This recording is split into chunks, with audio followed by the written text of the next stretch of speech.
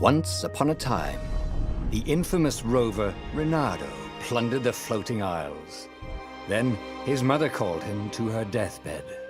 "Swear to me that you won't die on the gallows," she rasped. Reluctantly, he swore. And he whiled away his days at home with music, cards, and wine. But the Emperor had changed. He'd been good once, a shy, almost humble toad. He'd built universities. Then people started whispering about mass graves in the woods, midnight rituals, victims screaming.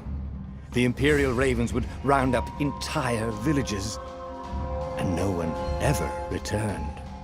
The Ravens had come to Ubar scouting for ancient books said to be of great power. But the librarians had hidden the books, so they'd burnt the librarians. The citizens, outraged, had driven them off. The Ravens had come back with dropships. The kid had fled with one of those books. He was brave and dumb and wanted to join the rebellion. And Reynardo had promised his mother he'd protect him.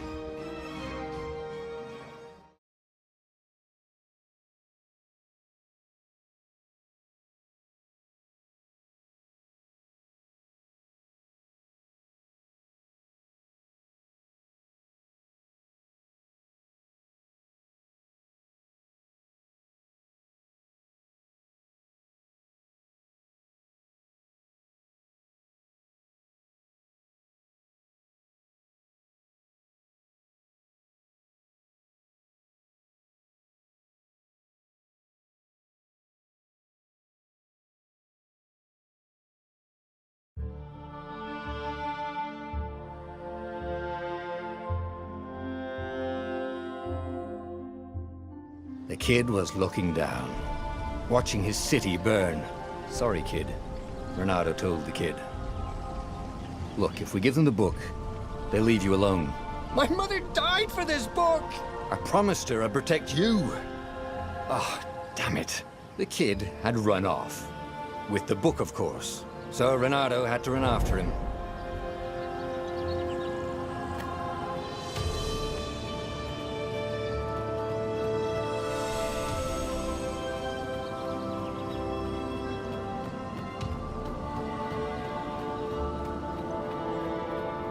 The two Ravens were staring at the kid like he was their dinner, which probably was what was in their tiny brains.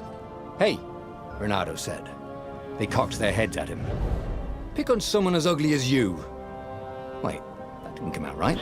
"For the Emperor!" The Ravens cawed and rushed at him.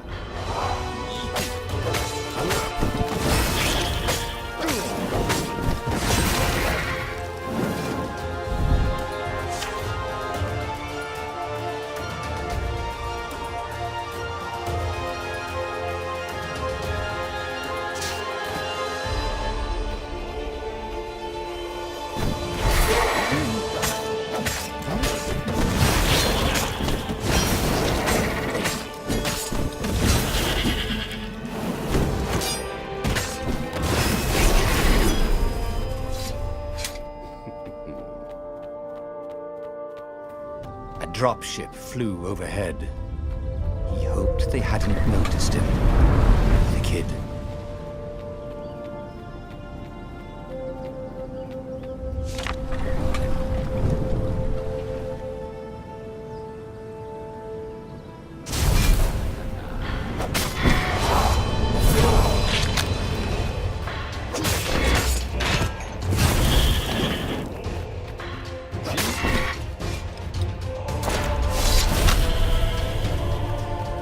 Oh, right.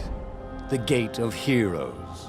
Someone's idea of a joke, making the Skyship Docks a gated community. You needed a hero's sword to open it.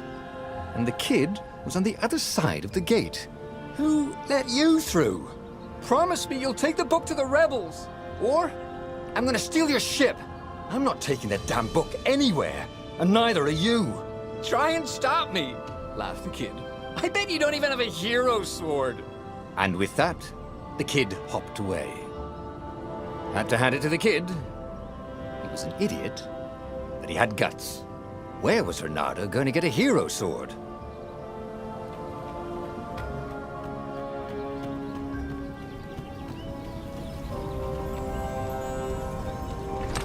Ore and wind essence? That sounds about right. I'll need a workshop, though. Perfect.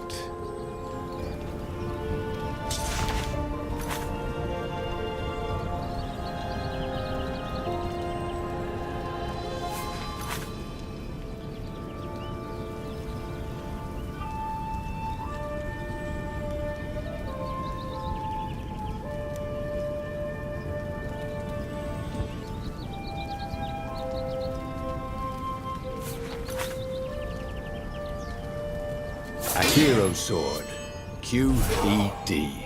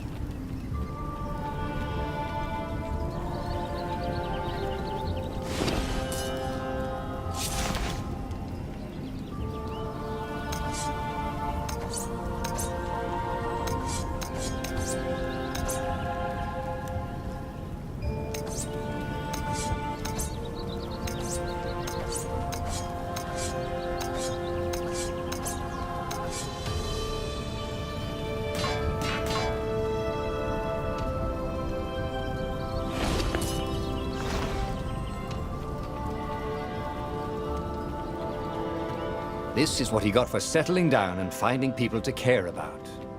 The kid's mum had been a swell cook, and she'd laughed at Reynardo's jokes, even when he didn't know he'd made one. And then the ravens had come to burn her. And she'd made him promise to protect the kid. But she never told him where the book was, just the kid.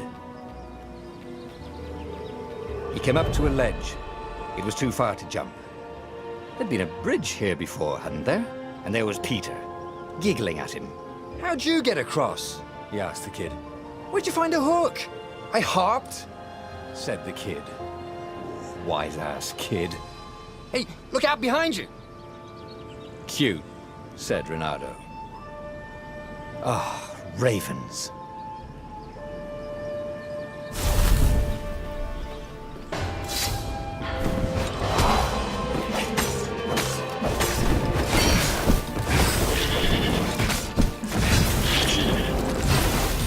It was time to talk some sense into the kid.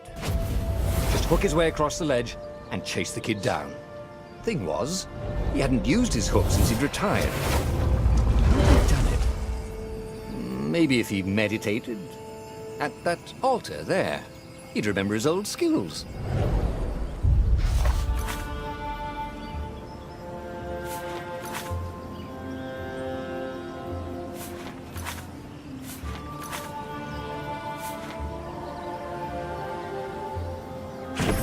Starting to come back to him. Something you never completely forgot, like how to freeze time when attacking. The more he fought, the more he'd probably remember.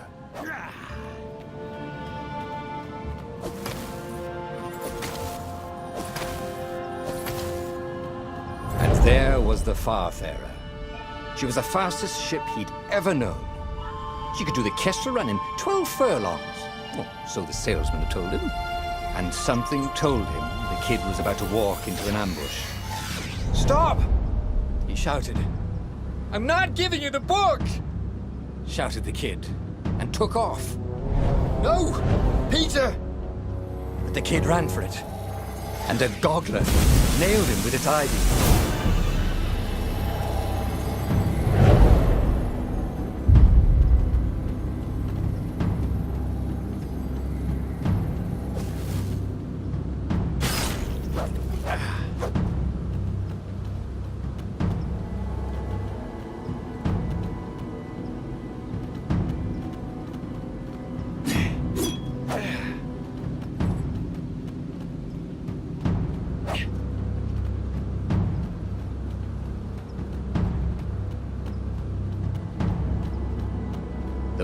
was unburned. Next to it were the buckles from the kid's shoes, and a kid-sized pile of ashes. Damn it, why hadn't he lied and told the kid he'd take the book to the rebels? The kid would be alive now. Really pissed off and betrayed, but alive. Oh, damn it. Reynardo picked up the book. He couldn't let the Empire have it now. He was going to have to get it out of there. He'd be a wanted man. Probably have to join the rebellion just to have a place to dock. Well, he'd hated home life anyway.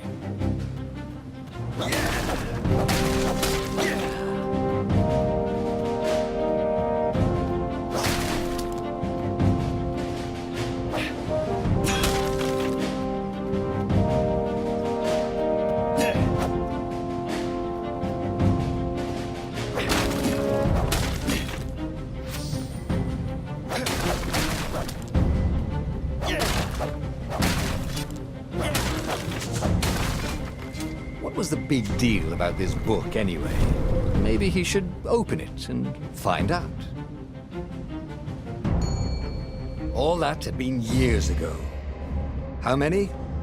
The war was a blur, and now 3 Raven scout ships were chasing him. Where are you running, rebel? Cawed the Raven captain over the loudhailer. Reynardo could see them cranking up their catapults. Just going out for milk? Reynardo yelled back. Where can you run? Laughed the Raven horribly. Far behind him, another city was burning.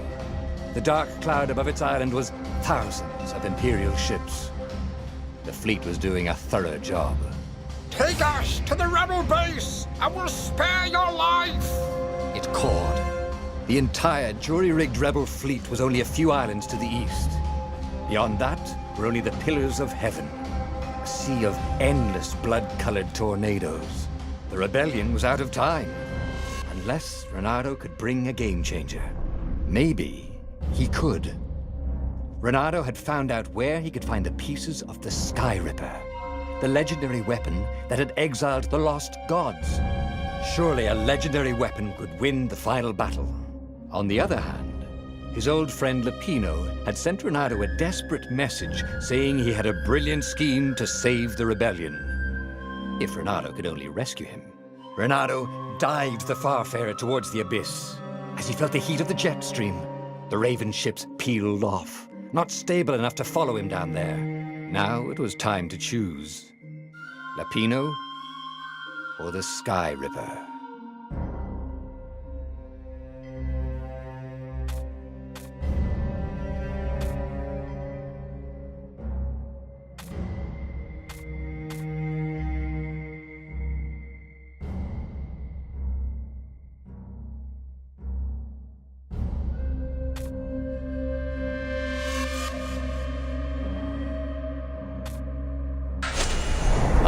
Lapino. Apparently, the Mad Rabbit had sold a Pegasus that he did not exactly own.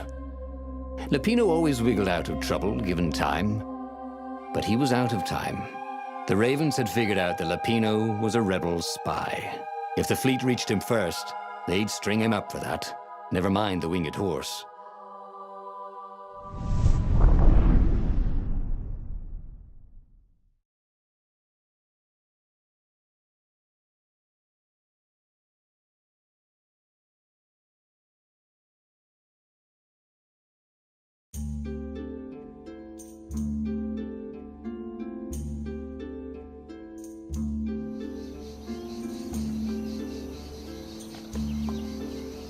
Lapino had apparently managed to confuse the judge by arguing that he hadn't actually stolen a winged horse. He'd only sold it. But wait, where was the prison?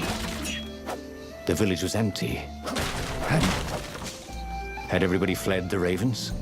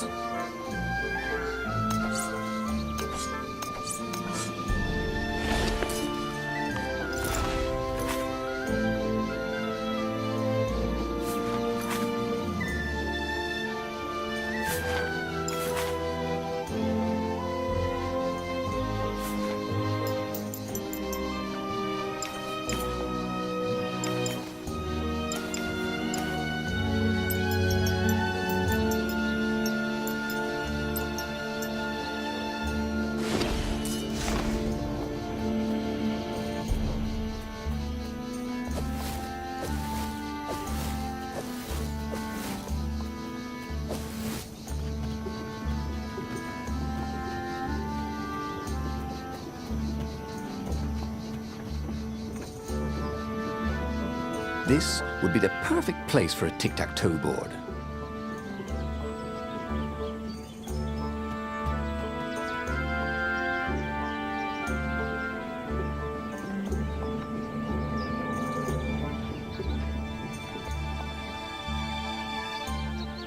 The Ravens had taken the town. Reynardo had seen villages emptied like this. All the people taken away to be sacrificed in the Emperor's secret rituals.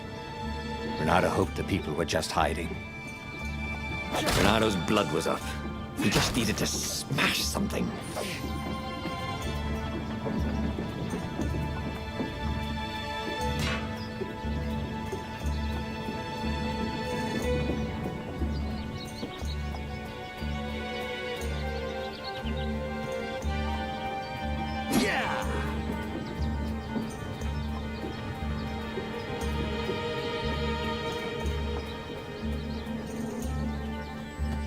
He wasn't that good. Yet.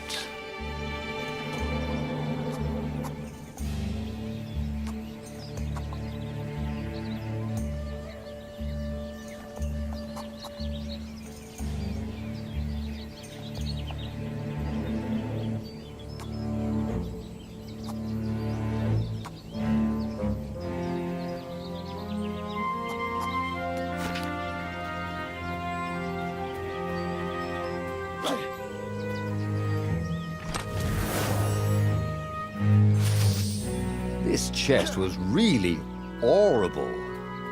Get it?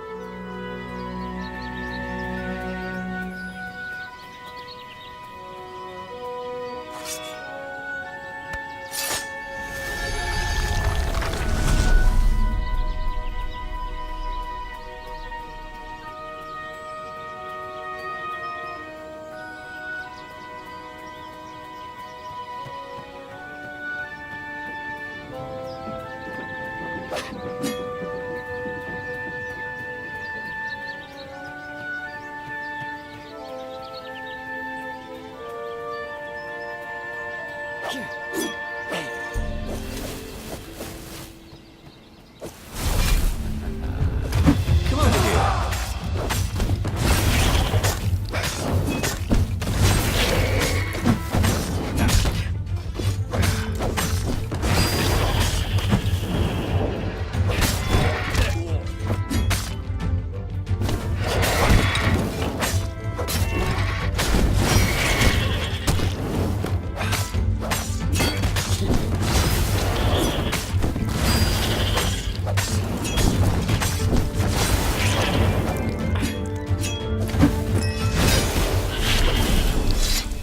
Ravens were landing everywhere. The advance guard. He'd better get moving. If they got to Lupino first, they'd eat him for breakfast. Or a snack. Ravens weren't picky. If they got hungry, they sometimes forgot to interrogate their prisoners. Even top spies like Lupino. Where had the mad rabbit got to? Nada felt a little better.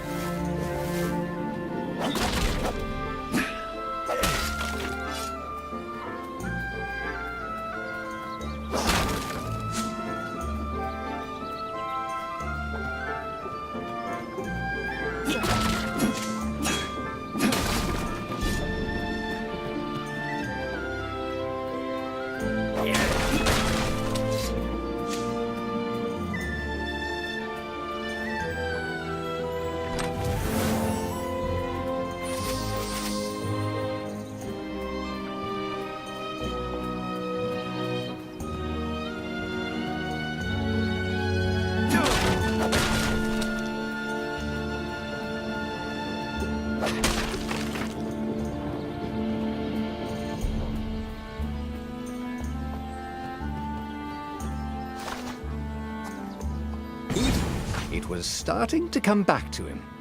Something you never completely forgot, like how to freeze time when attacking. The more he fought, the more he'd probably remember.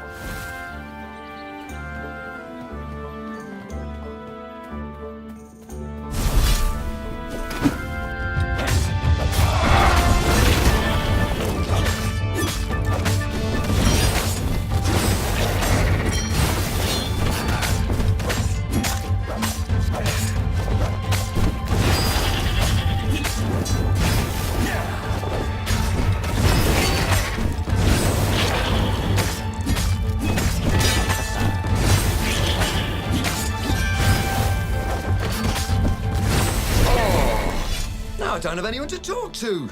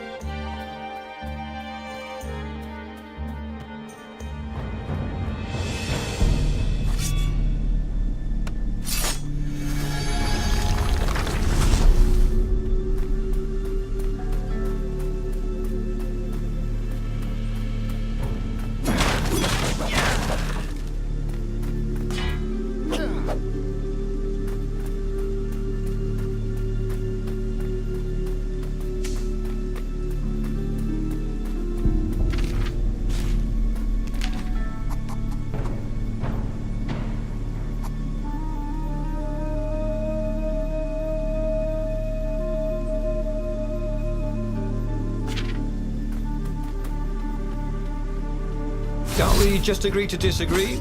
Said Renato. No?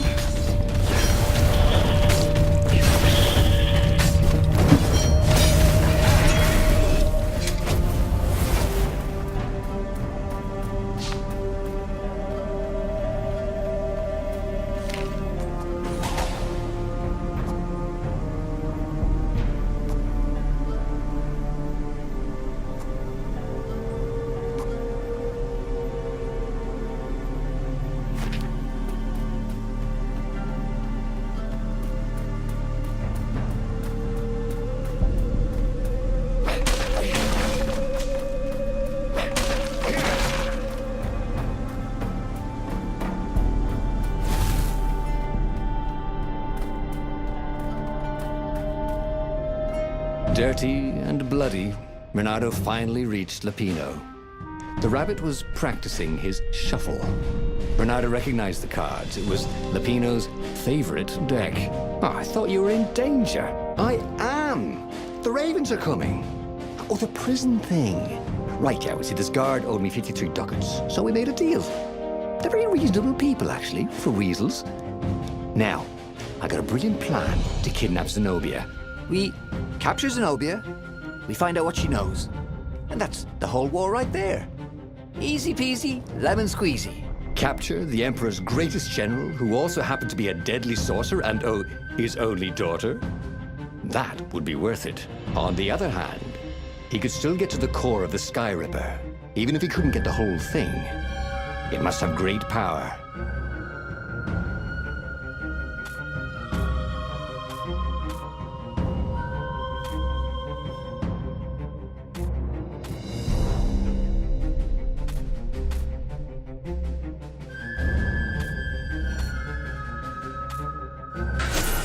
Zenobia wasn't just the Emperor's daughter, of course.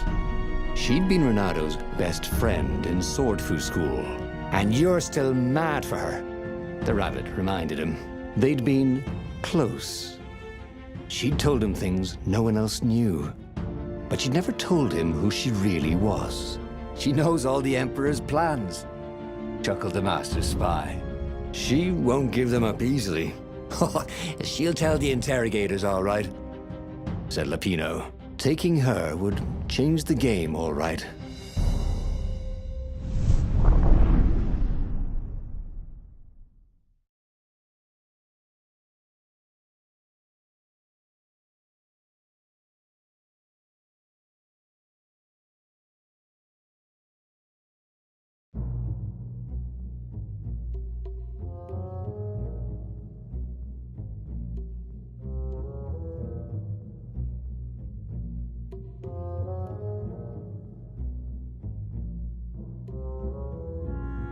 The city was already under Zenobia's control.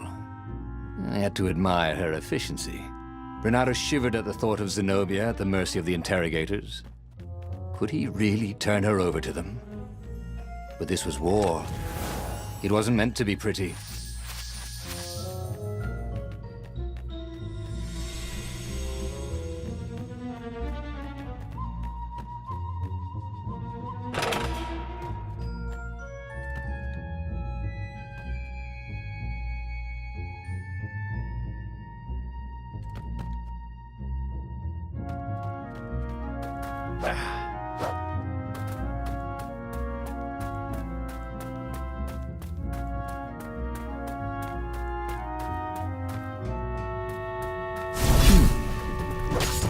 you were.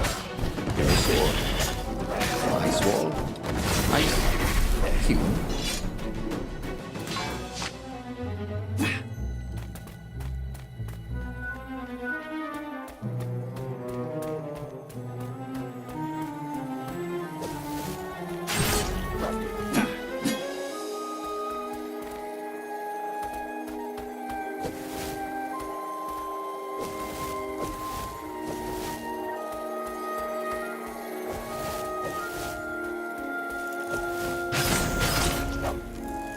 Say goodnight, Gracie, said Reynardo, wondering who Gracie was.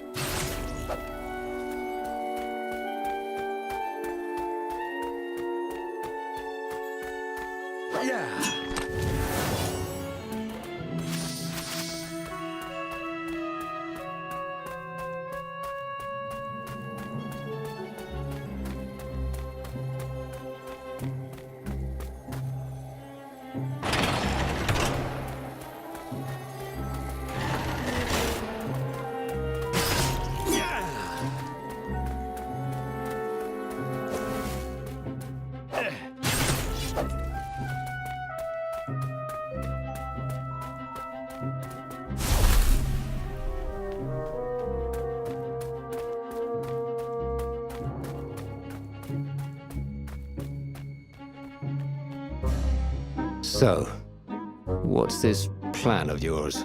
Use me as bait, said Lupino. And he outlined a slightly complicated plan that involved geese, a net, setting the Farfarer a little bit on fire, Lupino dressing as an old blind toad, and Reynardo hiding inside a monstrous watermelon.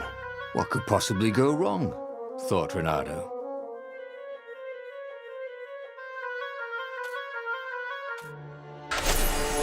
Oh, this is gonna be fun, said Lupino, as he ran to go set up his marvelous plan.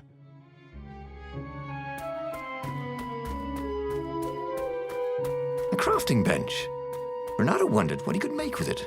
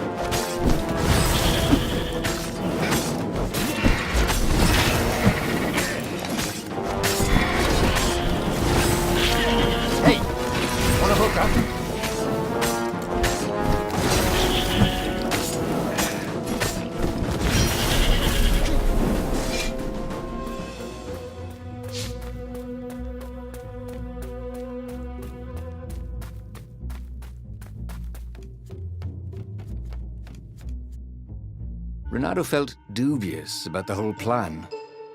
With every step, he was waiting for it all to go horribly wrong.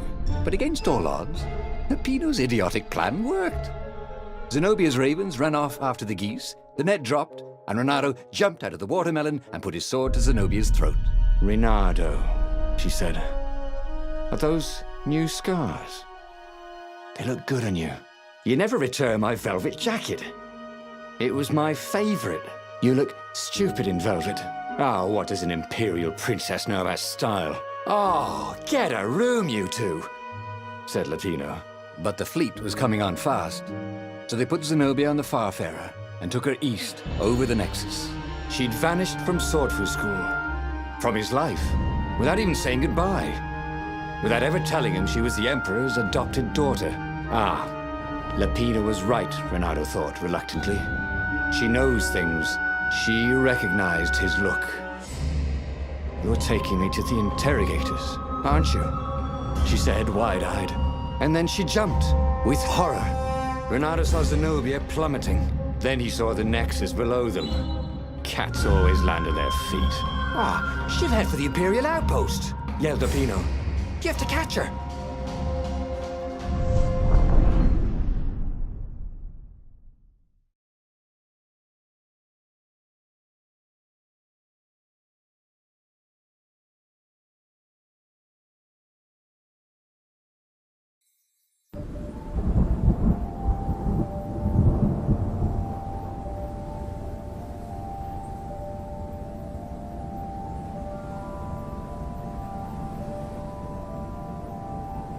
Cats can run faster, but foxes can run longer. If he ran, he could head her off before she reached her minions at the outpost. Well, he did love a good chase.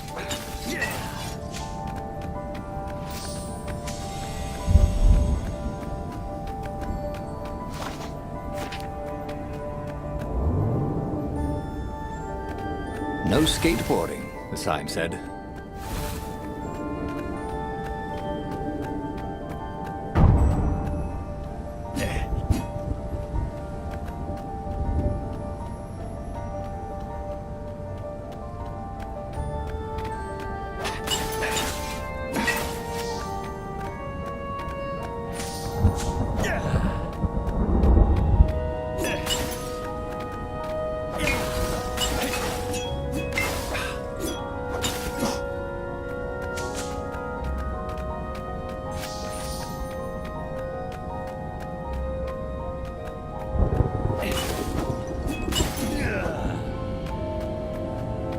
Who needed bridges anyway?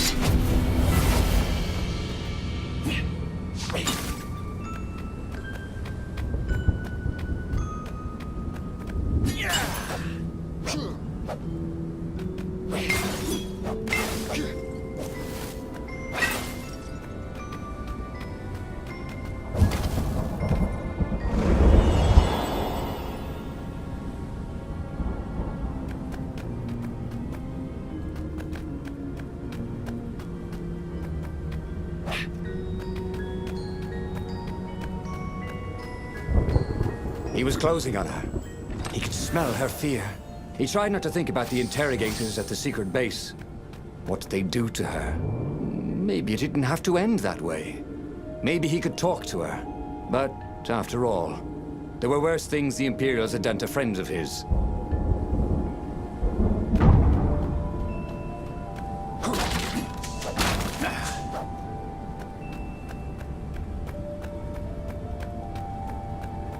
If I craft a sword now, it's going to be really short.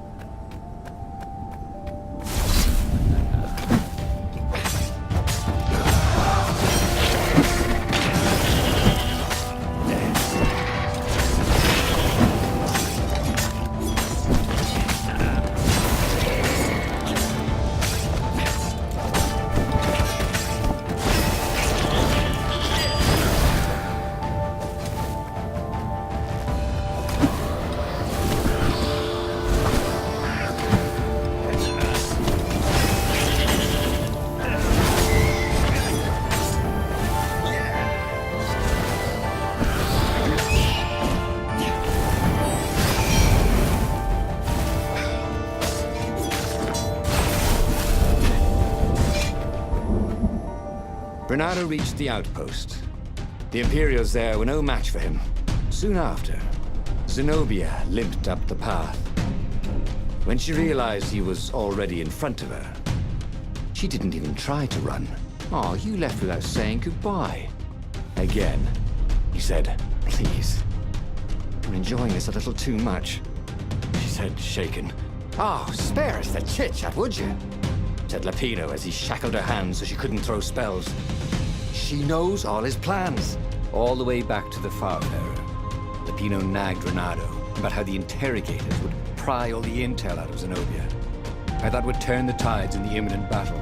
All they had to do was take her to the rebel secret base.